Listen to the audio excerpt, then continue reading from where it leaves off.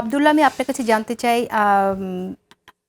আসলে সামনে নির্বাচন এবং নিরাপদ পরিবেশের কথা যেমনটি বললেন এখানে গোলাম মাওলা রনি, যদিও আমি নিরাপদ পরিবেশের ক্ষেত্রে যারা কোর্টে যাচ্ছে, ডিম ছোড়া হচ্ছে, সেটা যেটা বলেছেন উনি, আমি এগ্রি করি না। বাট তারপরও ওভারঅল আমি জানতে চাই যে আসলে পরিবেশ নিরাপদ কতটুকু করা গেছে বলে আপনি মনে করেন, এবং গণমাধ্যম এখানে কি রোল প্লে করছে?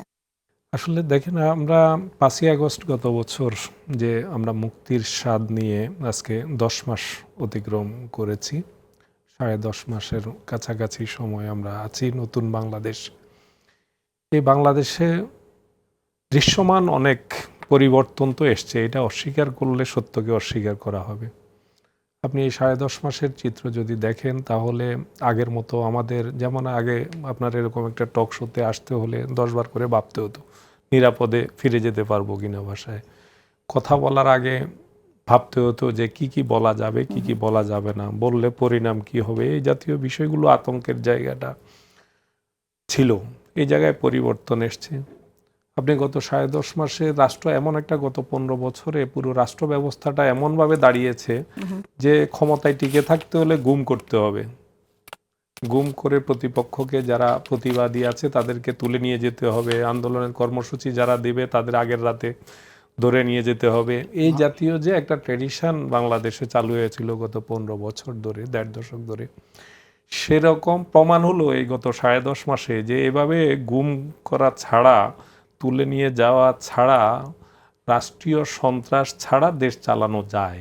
এটা কিন্তু গত 10.5 মাসে আমরা মোটামুটি, এবং কিন্তু একটি একটা ট্রেন্ড যেটা আমরা শুনছি একটু আগেও, রাজনীতিবিদদের কথা আমরা যেটা শুনছিলাম, গোলাম মাওলা রনি যেমনটি বলছিলেন, আমি ওটা সূত্র ধরে একটু বলি যে ক্ষমতার কেন্দ্রে, ক্ষমতার দিকে হেলে যাওয়ার একটা ট্রেন্ড কিন্তু গণমাধ্যমেরও থাকে।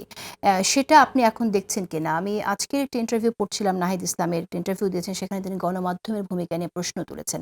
আপনি কি সেরকম অবস্থা দেখতে পান? আমি সেই জায়গায় আসছি, গণমাধ্যমের জায়গাটায় আসছি। আমি যেটা বলছিলাম যে আমাদের প্রত্যাশা তো গত বছর 5ই আগস্টের পরে জনগণের প্রত্যাশার জায়গাটা কিন্তু একেবারে হিমালয় চুম্বী। মানে আমরা এই এত বড় রক্তপাতের মধ্য দিয়ে যখন একটা পরিবর্তন আসে, দীর্ঘ 1.5 দশক ধরে দম বন্ধ করা অবস্থা যখন থাকে, নিপীড়নের একদম চরমতম অবস্থা যখন আমরা দেখি, তখন মুক্তির পর আমাদের মধ্যে আকাঙ্ক্ষার জায়গাটা অনেক অনেক বেশি থাকে, অনেক উচ্চতায় থাকে। সেই জায়গাটাতে আমরা হয়তো প্রত্যাশা সেই মাত্রায় পূরণ হচ্ছে না, এটা স্বীকার করতে হবে। এই জায়গাটা, এটা পূরণ করার জন্য যে কিন্তু পূরণ ধরনের, হচ্ছে না কেন? আপনাদের পূরণ কোনো পুরোপুরি কারণ? পূরণ হচ্ছে না, আমি সেটা বলবো। পূরণ হচ্ছে না সেটা আমি আগেই বলেছি, পরিবর্তন তো আছে, আমরা নতুন বাংলাদেশে আমি নতুন আমি একটু পরিবর্তন। আরেকটু অ্যাড করি। আমরা গণমাধ্যমেও আসলে কোনো ফ্যাসিজমের কোনো বীজ রয়ে গেছে কিনা, ইন আ সেন্স যে যারা কিনা আসলে সেই ফ্যাসিস্টকে আপনার ইনকর্পোরেট করেছে, সহযোগিতা করেছে, এখনো সেই প্রবণতাটা রয়ে গেছে কিনা নানানভাবে, আপনারা সেটা দেখেন কিনা? নানানভাবে এটা তো দৃশ্যমান, আমরা দেখতে পাচ্ছি সেটা রয়ে গেছে। ফেসিজম বলতে আপনার গণমাধ্যমের ফেসিজমের স্টাইলটা কিন্তু সম্পূর্ণ ভিন্ন মাত্রিক।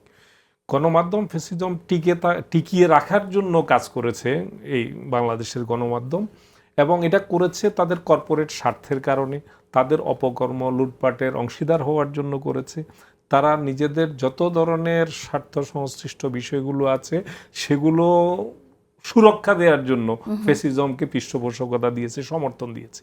সো এর হ্যাঁ, মধ্যে আমি যদি একটু বলি, যে এখানে আপনি নিজেও জানেন যে অনেকেই এটা করেছে। আপনি হয়তো 1% সৎ সাংবাদিক খুঁজে পেয়েছেন কিনা আমি জানি না, বা থাকলেও লুকিয়ে কোনো রকম ভাবে মানুষ হয়তো কাজ করেছে। আম 15 বছরের সেক্ষেত্রে সাংবাদিকতা। ১৫ বছরের সাংবাদিকতা আমরা সেভাবে জেনুইনলি দেখিনি। এখনো কিন্তু তারা কাজ করছে। তো আমি বলছি, এদের মধ্যে সবাইকে নিশ্চয়ই আমরা এভাবে বলতে পারি না, কিন্তু এদের মধ্যে একটা অংশ তো অপরাধী। এই অপরাধী সাংবাদিকদের দ্বারা আপনি সৎ সাংবাদিকতা আশা করবেন কি করে? তারা তো তাদের অপরাধকে দমন করানোর জন্য ক্ষমতার প্রশংসা করেই যাবে। এই নোশনটাকে আপনারা কিভাবে ডিল করবেন? প্রথমত আপনাকে বুঝতে হবে, গত 15 বছরের সাংবাদিকতার মোটা দাগে 3টা রূপ ছিল, 3 ধরনের রূপ ছিল।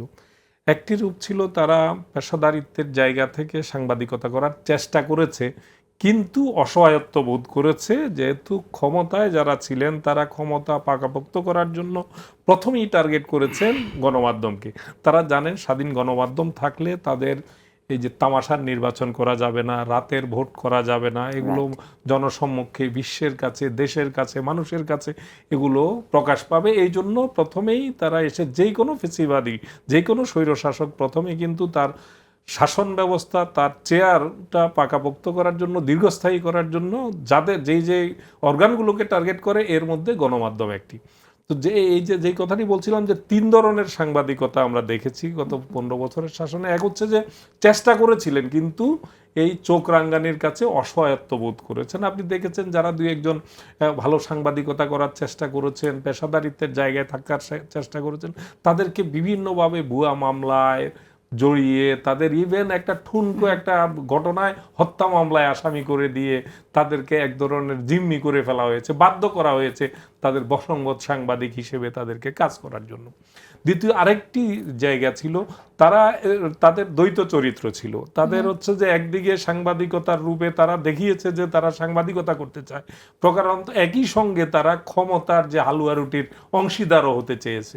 তারা একদিকে সাংবাদিকতাটাকে শো করেছে মানুষের কাছে যে আমরা সাংবাদিকতা করতে চাই, কিন্তু একই সঙ্গে পর্দার আড়াল থেকে তারা চেষ্টা করেছে যে একই সঙ্গে যে এই সাংবাদিকতাকে ব্যবহার করে তারা ক্ষমতার যে লুটপাটের অংশীদার হওয়ার চেষ্টা করেছে। আর তৃতীয় শ্রেণীটা একেবারে সবকিছু মানে উলঙ্গভাবে বলা যায় যে ফেসিবাদের পক্ষে নেমে তারা তাদের যে যত ধরনের লুটপাট আছে, তাদের যে সাম্রাজ্য আছে, কর্পোরেট সাম্রাজ্য আছে, এই সাম্রাজ্যের মাধ্যমে দেশের থেকে মানুষকে শোষণ, দেশের মানুষকে শোষণ।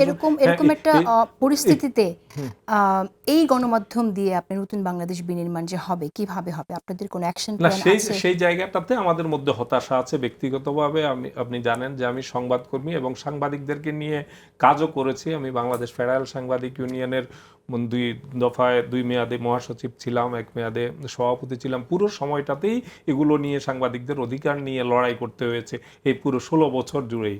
তো সেই জায়গাটাতে আমরা এখনো পর্যন্ত আমাদের জায়গায় হতাশার জায়গাটা হলো যে পরিবর্তনের পরে গণমাধ্যমে যে চেঞ্জটা দরকার ছিল, সেটা ইমিডিয়েট করা দরকার ছিল, সেই জায়গাটাতে সেটা হয়নি, এটা স্বীকার করতেই হবে। রাইট, যে লড়াই আপনি করেছেন এবং যারা করেছে তাদের নিপীড়নের কথাও আপনি জানেন।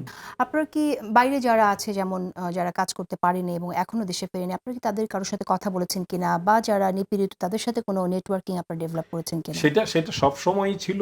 আমরা রেগুলারই এই নিপীড়নের বিরুদ্ধে আমরা আন্তর্জাতিক যেসব সাংবাদিকদের স্বার্থ রক্ষায় যেসব সংগঠন আছে তাদের সাথে, আইএফজের সাথে, রিপোর্টার্স উইদাউট বর্ডারের সাথে, আমাদের সবসময় এই সংগঠনের সাথে আমরা একসঙ্গে কাজ করেছি।